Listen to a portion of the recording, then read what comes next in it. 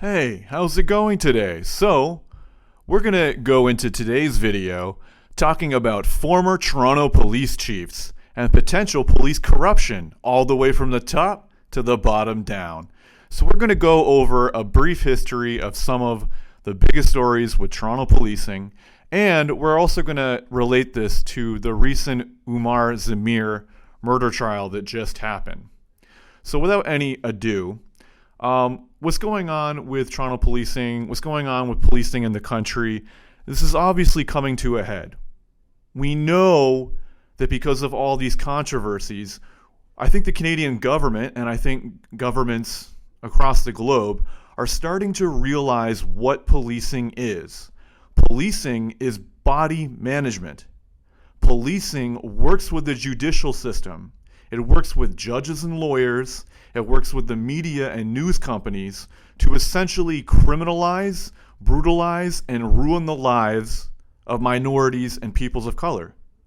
And we know this. Now we have a repeated history, but the first time in Toronto police history, what we have now is I think we have a direct case where we can look at something like the Umar Zameer trial and we can say, hey, look, not only is there racism within Toronto policing, but I think that there is police corruption from the top down.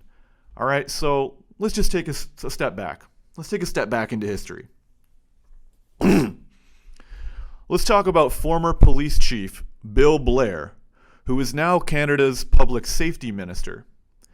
This guy is an absolute war hawk. He's sending millions of dollars on behalf of Canadian safety.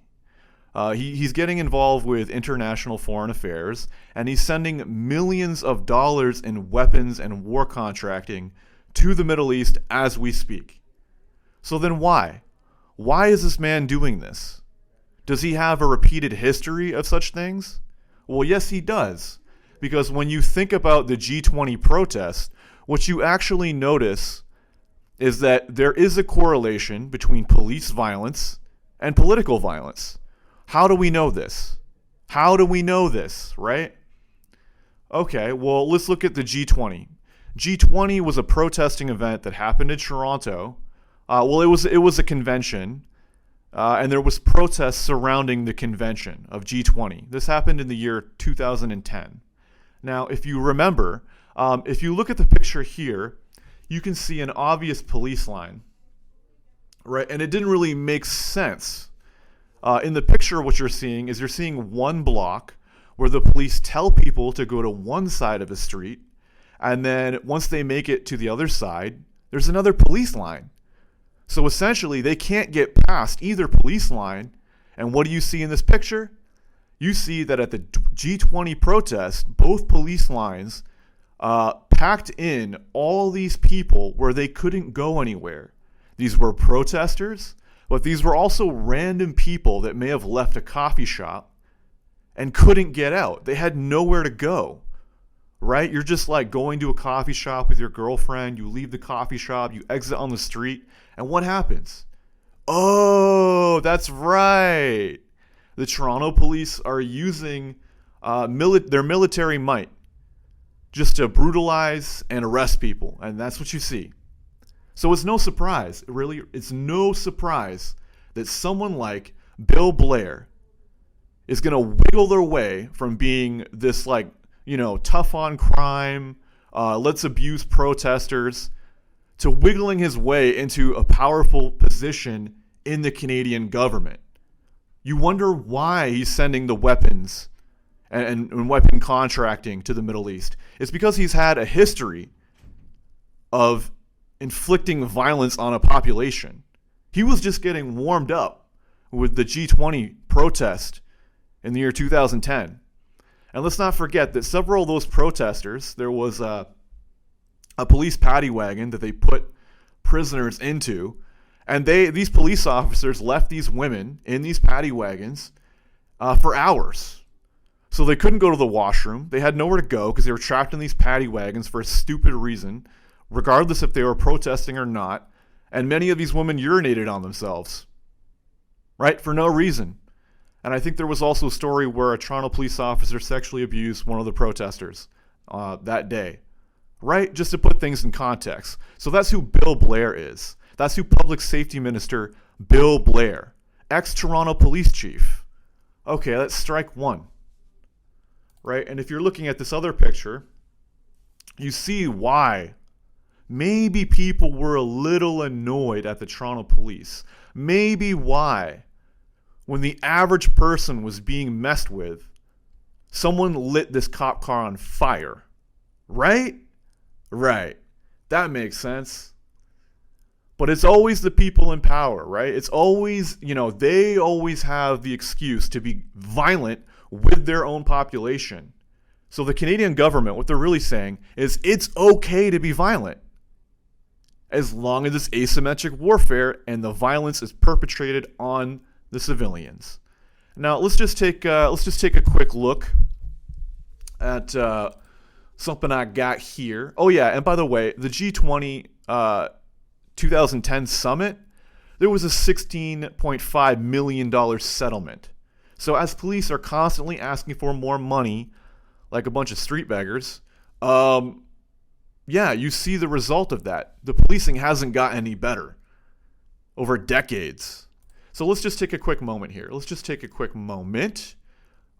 go online. 1 second. I'm going to pull this back up. Just give me 1 second, guys. So what we're going to look at is I'm going to give you the audio clip of what Bill Blair was bragging about. Bill Blair was bragging about spying on Canadians with no warrant, getting around their phone preferences. And this article, it was released by Vice. This was in 2015. So to give you context, if you want to think about whether the Toronto police is using the internet as a cyber weapon, take a look at this audio. Just give this a listen for a minute. Toronto police chief bragged about monitoring protesters and Anonymous is pissed. Even if Blair's spying strategy is legally defensible, it doesn't mean it's the type of police tactic that rings true ethically. In 2013, Toronto police chief Bill Blair stood in front of a room of police chiefs in Philadelphia to discuss his force's gold standard when it came to monitoring social media. The purpose of Blair's keynote was to, apparently, sell his cops' ability to efficiently crack down on a protest, using information provided to them via social media surveillance. In his speech, Blair bragged about the Toronto Police Service's, TPS, ability to monitor an Israel/Palestine demonstration in 2012, which happened on the same day as Toronto's Grey Cup celebration. Apparently, this collision of public hootenanny presented a particular policing challenge. Blair described his force's process for monitoring political activists that day, while standing at a podium in what appears to be a nondescript conference room. He explained that they were monitoring social media within the command center by employing a technique called geofencing that lets them determine the location of conversations happening on Twitter along with who's having those conversations in the first place. He continued to say, "We were very fortunate because there was an individual in that demonstration who was the primary organizer. He was using social media very effectively to organize that demonstration. He was sending out tweets. He was giving his location. He had not turned off geofencing capability of his own device. So we were able to monitor his location. He'd in fact become our very best intelligence officer on the scene." We see now. Right, so I think now we have in this country, it's not just about people abroad, right? When they're actually trying to spy on people, they're going to spy on everyone, right? They don't have any moral high ground, right? You think they're carefully targeting who they're spying on? No, if the old granny is flipping some hamburgers in her apartment and she's tangentially related to someone who might be a terrorist, they're going to spy on you. They're going to take your information, and then you're going to get caught up in the whirlwind of violence that the Toronto police is desperately seeking for, right? And that's Bill Blair. So there you go. Bill Blair, ex-Toronto police chief, current public safety minister. Do we really want these snaky cops to get their way into the Canadian legal system, the Canadian politics of our country and our government?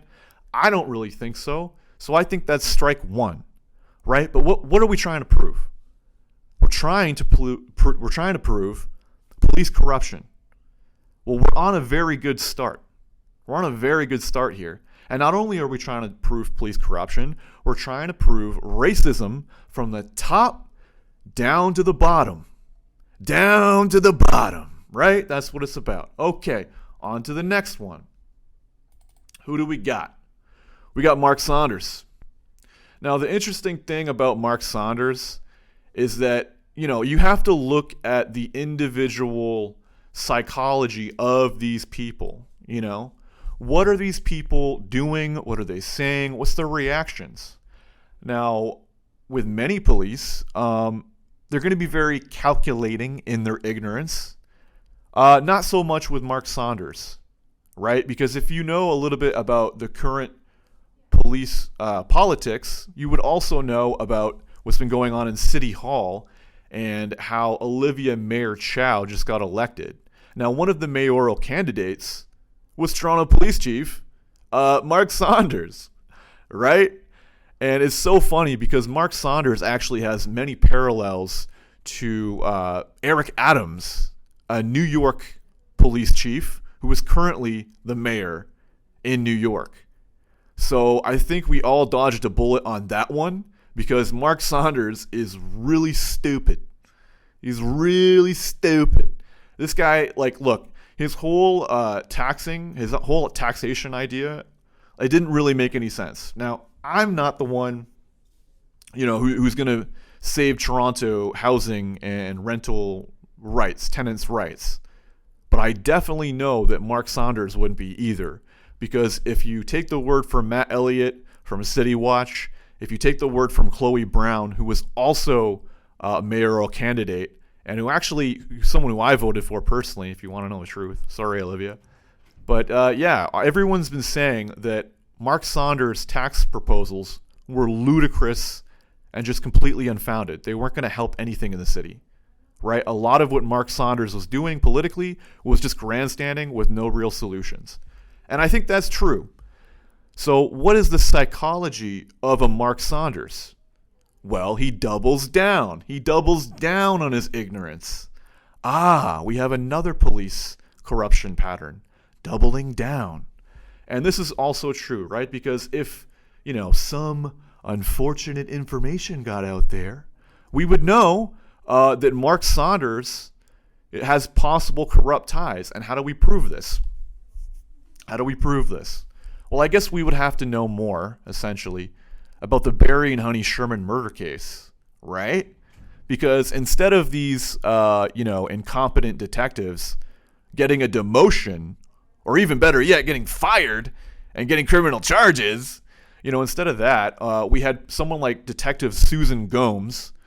If you don't know about Susan Gomes, she mainly dealt with fraud investigations. She mainly dealt with stopping bad guys in a mini mall from stealing from a Target or something, from a clothing outlet or a Walmart. And I think she does have some, bullet ballistics. She solved a case or something around that lines. But if you don't know about Susan Gomes, she was working on the Barry and Honey Sherman murder case. And guess what?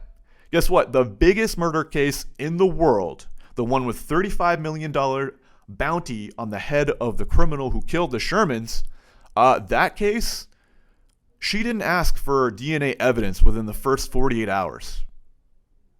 Right? You want to talk about incompetence?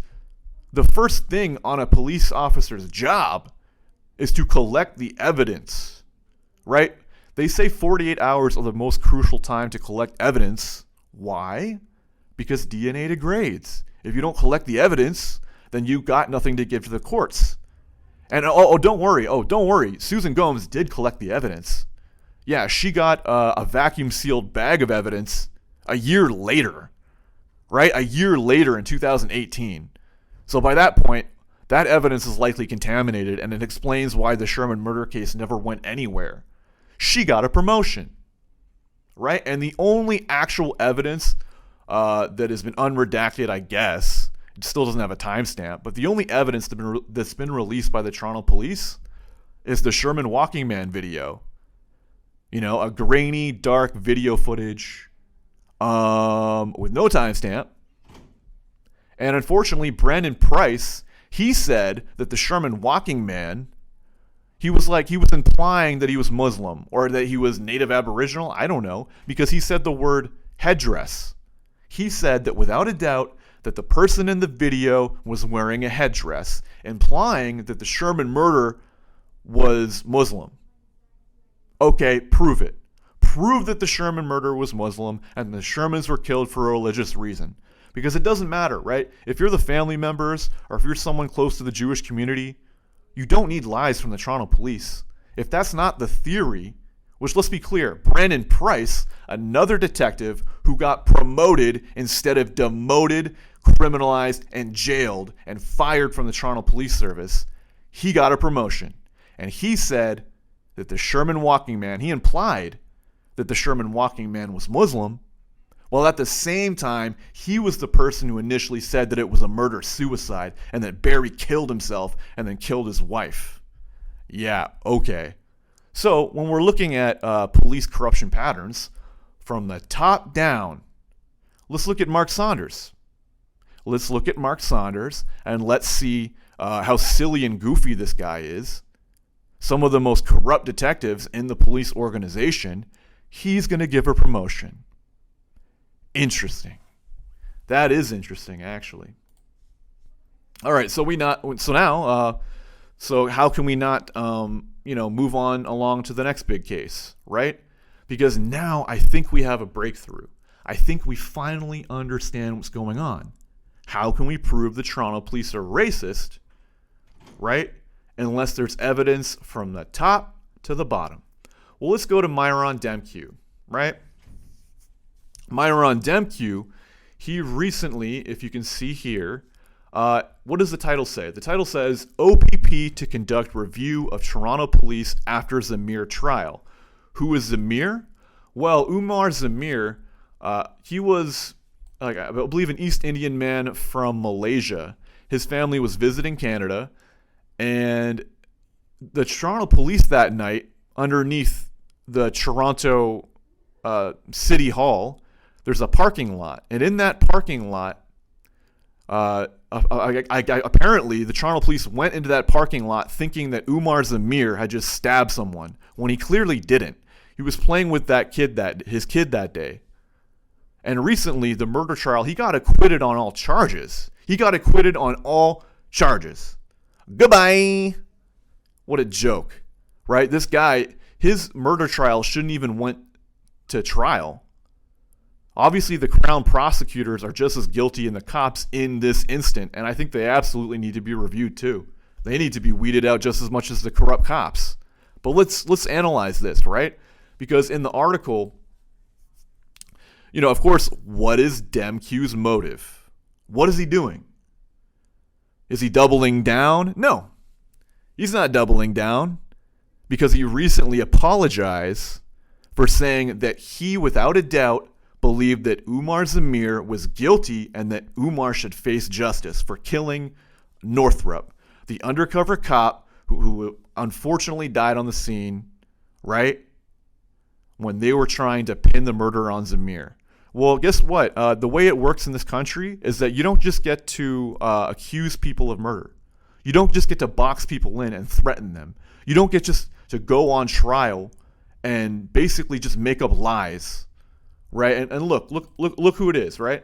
You see this picture? You see Northrop there. When I heard of this case, I thought Northrop just died of a heart attack. Look at this guy. Look how big this guy is. And then you see Lisa Forbes. Who is Lisa Forbes? She's an undercover cop, right? You can see her badge here. And Lisa Forbes, with her big-ass forehead, Lisa Forbes is actually guilty of stealing from a charity. I don't know if you know that, but she was guilty of stealing from a charity, and she still has her job. And despite stealing from a charity, they allowed Lisa Forbes to follow Umar into the parking lot and basically create the situation where one of their officers died as a result. And then she and other officers got on the stand, they testified, and they gave false testimony. So they had to acquit Zameer on all charges. Look at Umar, right? Look at Umar Zameer. Look at him. He's just a normal-looking guy. I don't care if he's a brown man. I don't care if he's from another country. This guy doesn't look like he wanted to hurt anyone. This guy doesn't look like he has ever hurt anyone outside of this stupid situation that he never should have been in, right? And when you see him with his lawyer, obviously, how terrifying would that be? Because it's not just the fact that he would have spent the rest of his life in prison for murder, which in this country is mandatory. It's a mandatory murder sentence, life sentence, if you get convicted, right? But when you see him with his lawyer there, this guy's shook, man. This guy didn't want to be in jail for 3 years, getting harassed by these other inmates. And he lost his time with his daughter, or he lost his time for his child being born. You're never going to give this man his time back. You're never going to give this man the decency of not being traumatized. And yet, there is police corruption from the top to the bottom. Why? Because here's the thing. Right, here's the thing. I got my issues with the former Toronto mayor, John Tory. Yeah, I got my issues, for sure. But the problem is that when John Tory apologizes, all right, I'll give him that. I'll give him that credit. But when the Toronto police chief apologizes, when he had a direct impact on how the trial could have went, when he said that without a doubt that he wanted justice, whatever that means, he didn't want the truth, right? The truth is that Zameer was acquitted on all charges because he didn't do anything wrong. There was no crime on his behalf. But without a doubt, if Zameer had been tried guilty, you know, okay, Myron Demkiw would have been partially responsible. So no, it doesn't matter. John Tory can apologize, but guess what, Myron? You can't. You can't apologize. And that's for a fact. That's for a fact that we know that there's racism and police corruption, right? Because what are you doing now? OPP to conduct a review of Toronto police after Zameer trial. Now, think about this for a minute. The Toronto police, they do a lot of talk. They act really tough. But the problem with the Toronto police is they don't really, they're not really obliged to uphold any of their guidelines. They said that because the judiciary apologized to Zameer, that they were obligated. What, you mean obligated legally? No, I don't think so. What is the motive? Right? If Mark Saunders, as police chief, doubles down because of his ignorance, well, it looks like Myron, I think he knows he couldn't double down, right? Oopsie. Right? So what's the motive? The motive is he wants to look like the good guy now. He wants to say, wait, I was just joking. No, that's not how this works, Myron. Right? You can't go back.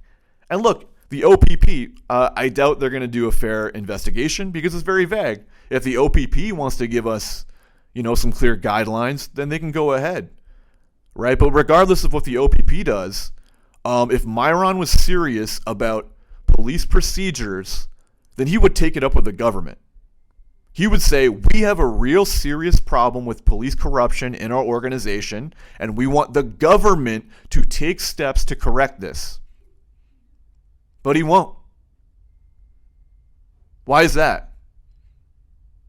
And it's funny because when you actually look at it, there's a key word here. He says he wants the OPP to review procedures and equipment. What does equipment mean? Does equipment mean weapons? Do weapons mean cyber weapons? Does equipment and procedures mean police surveillance? What does it mean? We want to know. What does it mean, Myron? Tell us. You want to know. I know you want to know. Sitting at home, I want to know. You want to know. Let's just get it all out there. Let's put it all on the table. Hey, Myron, go to the government and tell them that there's police corruption and you want your hands clean. Right? Okay, that's what it's about. Thank you, everyone. This has been a very enlightening video. I feel some relief for myself as well. With this recent current developments, I'm really hoping that the Toronto police realize now that the train has left the station. Whatever coming is coming. Right?